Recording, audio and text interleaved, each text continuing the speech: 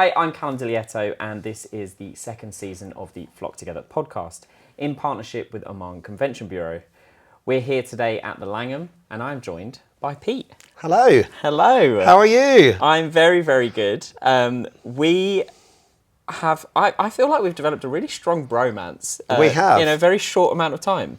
A brotherhood. A brotherhood. And we even share the same birthday. I know, birthday twins, and I feel like you're my industry brother now. So Yeah, I love it's good that. to be I back love that, with you. yeah. And it's happened over quite a short period, It really. has. That's the beauty of this industry, right? You go on a fan trip, you have some shared experiences, and then suddenly you are, you just become besties, don't you? Well, you wore me down. And there was that. we went to St. Lucia together, which was an incredible trip. And at the airport, you'd said to the others before I arrived, "Who's this Callum?" And then by the end of it, it was Well, like, I'd heard of you. You were infamous, but you are quite loud and energised at any time of day. And I'm not a morning person, so I was like, oh my God.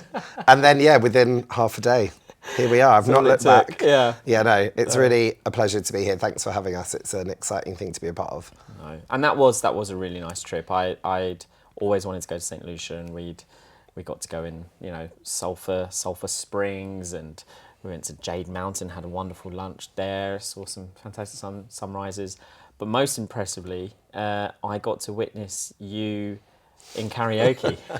Oh my God, I knew this was going to come up. Yes, you did. Well, I got to witness you performing as well. You're a frustrated performer too. I am, yes, yeah. I think that's where we bonded, where we realised, we both love the spotlight and a microphone, so yeah. It works. Yeah. Hence why our relationship flourished. Exactly. Are we singing today? I've prepared a few numbers.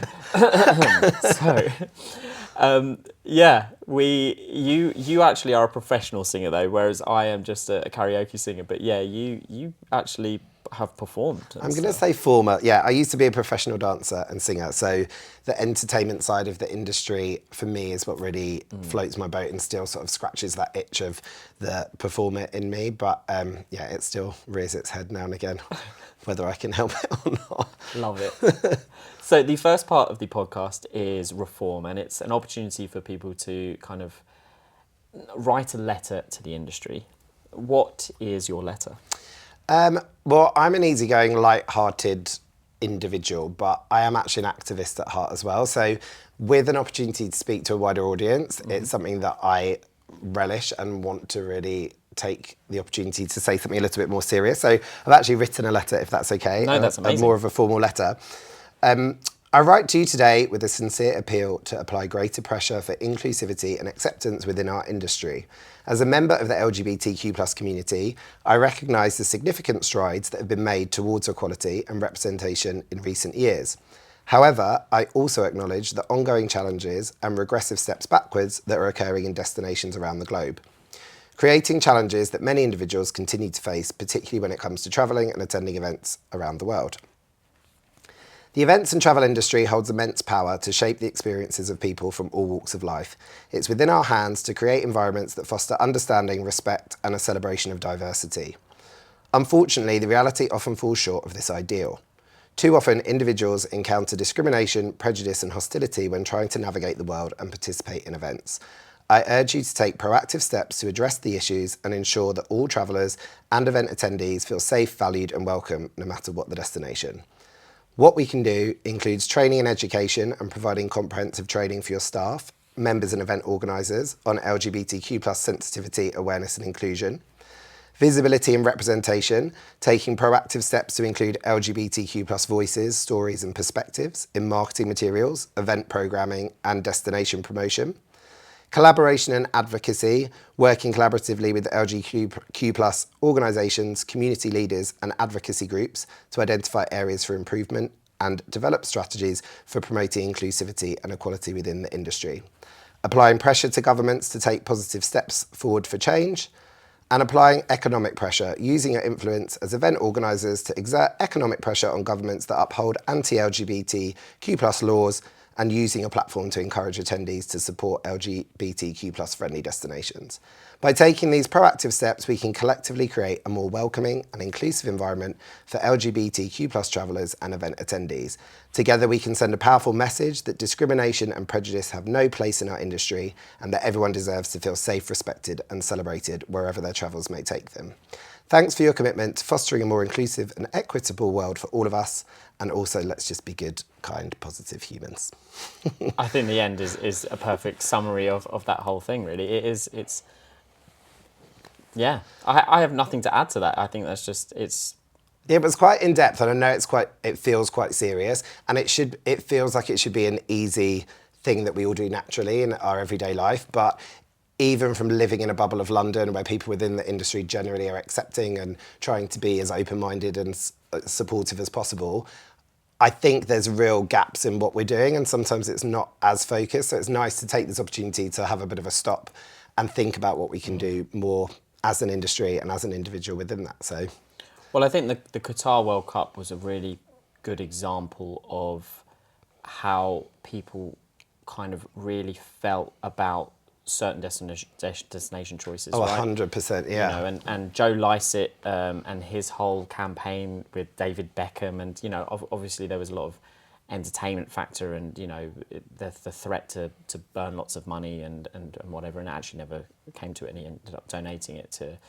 to you know, charities and stuff. But it did make it. I think the World Cup and the Olympics and big global events like that are a perfect example of with the events, the smaller events that may happen around the world, that actually the impact that they have, and how destination choices and the choice to inject, you know, money into certain economies versus others and this and that. There is a lot of power in that decision, and those decisions shouldn't be made lightly.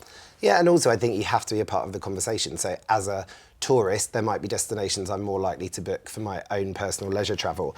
But I work within an industry where there's a lot of business in certain countries, including Qatar for the World Cup. We had clients, one of our Australian clients there, and I took the decision to fly out there so I could see it firsthand and experience things firsthand and be part of that change. I mean, nothing happens overnight. Nothing is always perfect, but as long as we're moving in the right direction and we're encouraging things to move in that right direction, that's the positive. It's when things are going backwards or stalling that we really need to focus on what's happening and, yeah, continue to stride forwards, which is what my letter is urging.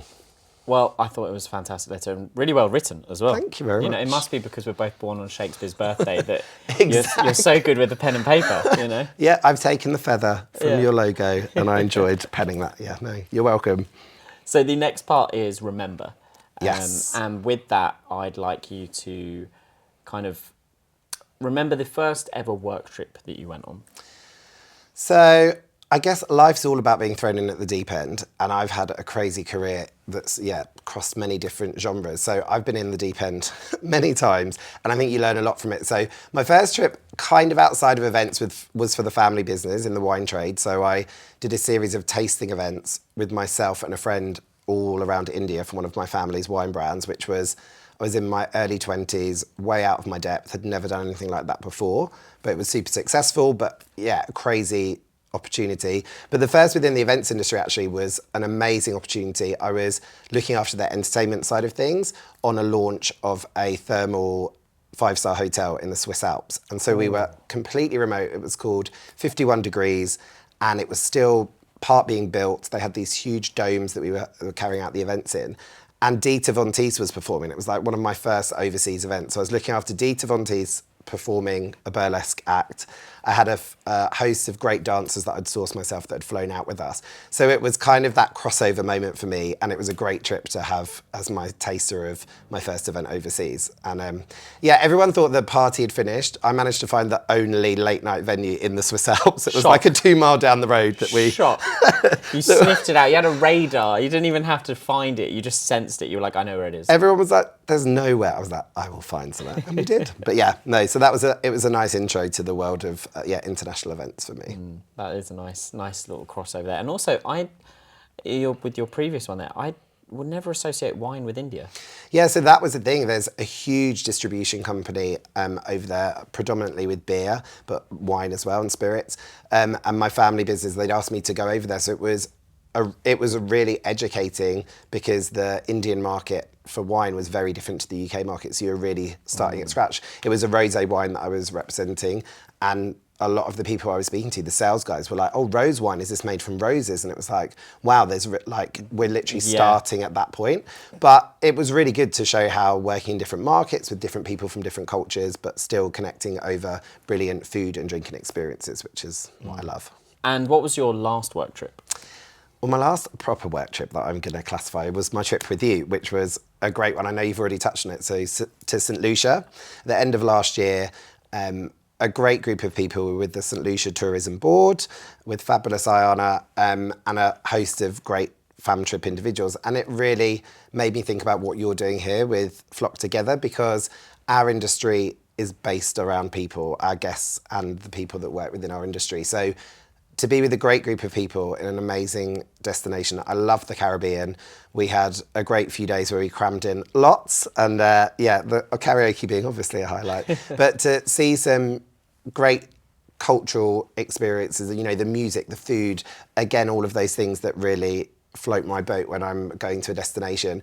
The beautiful topography. I mean, I think you mentioned Jade Mountain, where we had that amazing lunch, and it's like, this doesn't look real, and you don't get to do things like that every day. We were very, very lucky. So was super impressed there. Sugar Beach as well, the hotel, that last day we spent where we got to experience amazing hotels, sitting amongst amazing nature with amazing people and amazing culture. So yeah, for me, that was a great one to mention, because it's where our friendship got cemented. It's where it flourished, and those pitons will always remind me of Pete. Yeah, you know, Piton. That was my St. Lucia name. Exactly. No, it was a fantastic group. There was some incredible individuals, but what I liked is, I haven't been to many places in the Caribbean, but my impression of quite a few of the islands is they're a bit more flat, and to go to St. Lucia, where you have got a volcano and a rainforest, as well as incredible beaches, it was just, that's why it'd always been on my bucket list. And the Friday night street party where you're with all of the locals, and just, we got to get a real snapshot of, I think, the Caribbean at its best. And I think St. Lucia just won the best MICE destination in the Caribbean, which they'll be super happy about. It's probably our influence from going there. And this is it. The ripples of our visit. But no, I think it's well deserved, because I think it's not often the first place people think of for the Caribbean. But for me, when I was dancing and on the cruise ships, I did a Caribbean tour for 7 months, and St. Lucia stuck in my mind as the friendliest island of everywhere that I'd been to. And I think it still attests to the fact from our visit that it is that. So great destination.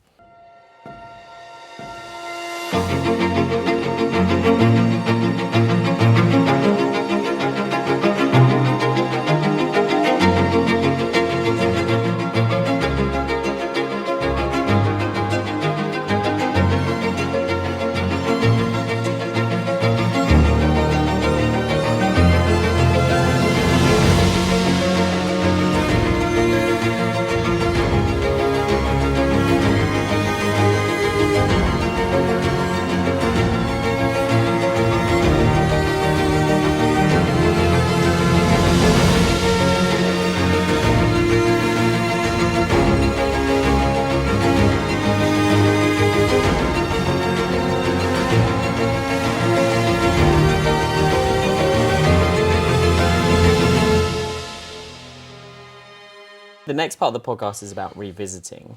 So if you are so well travelled, but if you could teleport your mind back into your past self to a destination experience that you once had, which would you relive?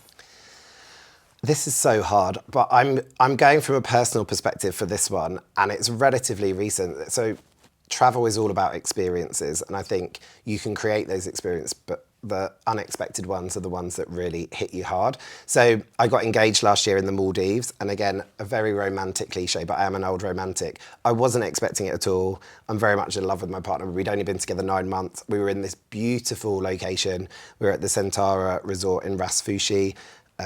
It was the evening where there was the most gorgeous sunset I've ever seen. And unexpectedly, Kenny proposed to me, and it was just this mind-blowing moment, and all the cliches, and I don't care, it was just, I hadn't expected it, but when you know, and all of those feelings mixed in with the beautiful location and being overseas somewhere really special, just hit me, and it's something that you'll never forget. And so I'd love to relive that, because hopefully that's never going to happen again. I mean, I'm not going to get a surprise like that again. And can you believe no one's proposed to me in my many decades? It's never happened. So it was like the first time something so epic happens, and that really cements, I think, those memories. And that's what we strive for at events. You're not going to be proposing, hopefully, to many of your guests, but you want to create this unexpected moment that really blows their socks off. And so for me, I'd love to relive that, because I'm not often surprised and not often overwhelmed, and yeah, that was a really special moment. I'm not gonna lie, I actually have goosebumps. Like, it's giving me a little bit of a shiver, because it just, I don't know, the way you tell it as well, you can feel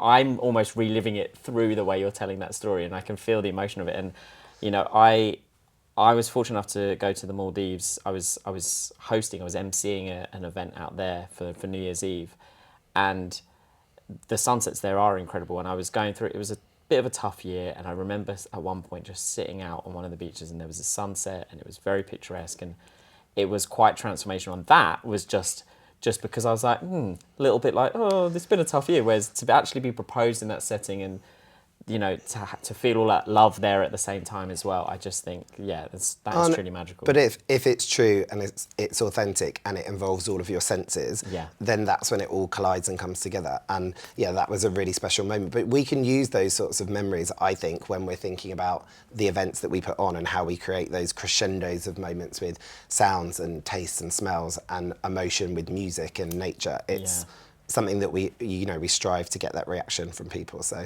I'm glad you got goosebumps. Oh. And if you could make a hotel a home, which hotel would it be? So I'm going to have to say, I'm creating subcategories. I'm going to say Europe, it would be the Wild Hotel in Mykonos. I don't know if you've ever been. I went there on a site visit for a client of mine last year, and I'd never been to Mykonos before, and it blew my mind away. It's when you're in the bedrooms, it's almost like you're in the blue sky, floating above these cliffs and the gorgeous ocean. It's very bohemian, boutique hotel, but it's called the Wild Hotel, so they know how to have a good time as well. So for me, I think that would be my home in Europe. And then, yeah, internationally, I think I would pick, worldwide, I'd pick Sugar Beach in St. Lucia, because it's just stuck in my mind. I want to go back. I want to take guests back there. It was super special. There was, the spa was unbelievable, that entranceway we walked through. So it's actually what used to be the drainage system for, I think, that area, they told us. And they'd created this unbelievable, procession into the spa where you're in your own huts like Ewoks in Star Wars up in the trees. That was so cool. We had the best breakfast I think I've ever had at a hotel there. The service was impeccable. Beautiful vista. You're right by the pitons again. Obviously, my namesake, my favourite. So yeah, we had a taster for a day, and I want to go back there. So I'm going to make that my home for now. Yeah, I don't know if you remember, but my flight, there was problems with my flight on the way home that day. Yeah. And they said if you can't get on the flight, you could just stay in this suite for the night and fly home tomorrow. And I was like, I pray that I don't get on this plane. And then, unfortunately, they managed to make it work. And I was just like, as I was getting on, I was unfortunately, my flight happened. Yeah, I was like, damn it. Even if they'd said, oh, do you know what, you just can't come back for another week. But there was another magical moment I had. It was a jacuzzi moment in that pool. Yeah. Everyone was in different places. I was just there by myself, and this little green hummingbird flew past me. Wow. I'd never seen a hummingbird before, and it was just this really spiritual magical moment. And I was just like, oh my God, I didn't have my phone on me. I couldn't take a picture of it. I was like, wow. But that's the best moment. You remember it then. Yeah. But that villa was unbelievable, for a group of friends. And I know we were new friends from all meeting on that trip, but we had an epic day. So yeah, it felt super homely. I was very at home in that gorgeous resort. So yeah, I'm keen to go back. So the next part of the podcast is reimagine. And I want you to, reimagine your role and reimagine an incentive trip. But instead of it being for a client, I want it to be for yourself. If you could organise a once-in-a-lifetime trip for you, where would it be? What would you do? And which celebrity would you take with you? I'm doing subcategories again, I'm afraid. You're going to kill me. But So much like my career, the different parts that make up what excites me. I studied zoology at university, so I'm a massive animal and nature lover. I'm from a wine family, so drinking wine and food is super important. Obviously, I'm from the event industry, so a huge gravitas event is what pulls me to a destination quite often, and also the performance side of my background. So I feel like they're the 4 pivotal things that would tick all the boxes for me. So it was a really tough one because there's so many great destinations that I'd love to go to, but I had a miniature taster of Brazil and loved it. And for me, that is nature, right? The lungs of planet Earth are there, the gorgeous rainforest right by the beautiful ocean vistas. Nature's on your doorstep. There's so many great experiences there. So that's a big tick for the zoologist in me. From the wine perspective, South America, there's just so much great wine, and the food and the cuisine from that area would be a massive draw for me. The huge events like Carnival. It's like, and I've never done that. So for me, that's the party monster inside of me that's satisfied. And yeah, I think the performance side of me from all of the, the Carnival, that element too, it's just, it ticks all the boxes and I haven't done it. So that would be the destination for me for sure. And ticking off those items, the sightseeing of the gorgeous nature, the getting involved with Carnival, the food and drink, I'd be quite happy with that. Surrounded by friends and family would be amazing. And so celebrities, I was like, I need to pick one from each category. So it's going to be David Attenborough for the zoologist in me. And I'm sure he's very popular and is on many of these trips. The wine side of me, I mean, I can't really say Julie Goulden. I don't know if people remember her. So I'm going to say my dad because he is a wine celebrity. He's an icon. So I'm going to have my dad there. Entertainment, I'm going to have Lady Gaga. And she's an icon, love her. And I think she's actually stayed at the Langham where we are today. I did a bit of Googling before I came. So she'd be there on the trip. Poor Jilly Gordon, she's not made it.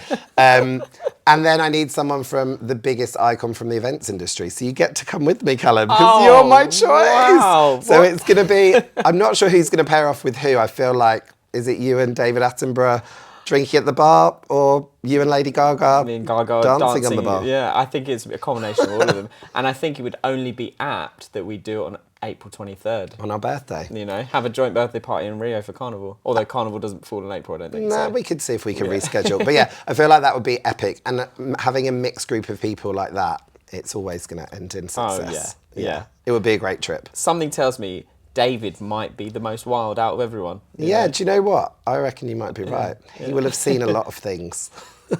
And as you can see, in the Carnival, I like to have a good time too, Absolutely. But who's wearing the meat dress? That's the question. We'll take it in turns. Might be my dad, actually. I'm feeling that. So the final part of the podcast is React. It's a quick fire round. I'm going to ask you some quick questions and you just have to answer at speed. Fab. So, packing, last minute or week before? Last minute, always. Carry on or check in? Check in. I cannot travel light at all. My God, like 5 bags. Airport lounge or shopping? Shopping. Nice. Aisle seat or window seat? Has to be aisle with these legs. I remember actually you were adamant. I feel like all of the ones I listened to from series 1, everyone said window, and it is the much better for filming and experience things. But a tiny bladder and 6'3" legs, you have to be in the aisle. City or nature? Nature by day, city by night. Oh, that's a good one. Lay in or early start? Lay in, always. I'm not a morning person. I can stay up as late as you need for anything you need. That's a dangerous promise. But yeah, getting up in the morning is never enjoyable, but has to be done. That's my struggle too. Poolside or seaside? Seaside. Planned or spontaneous? I know we're meant to be planned in events, which we are every day of our life, but things go wrong. You need to be able to be spontaneous, and that's the most fun. It's the spice of life. True that. Breakfast, hot or cold? Hot. And then hotel, room service or restaurant? Restaurant. You've got to get out and be seen in your outfit, meet new people. Don't be stuck in your room. Nothing to do with the food. You've got to be seen in your outfit. Yeah, and have a nice meal to boot. Oh, it's been such a pleasure. Thank you. It really has. And yeah, we will have to do a joint birthday in Rio very, very soon. Oh my God. I'll get on the case. Thank you so much. Thank you.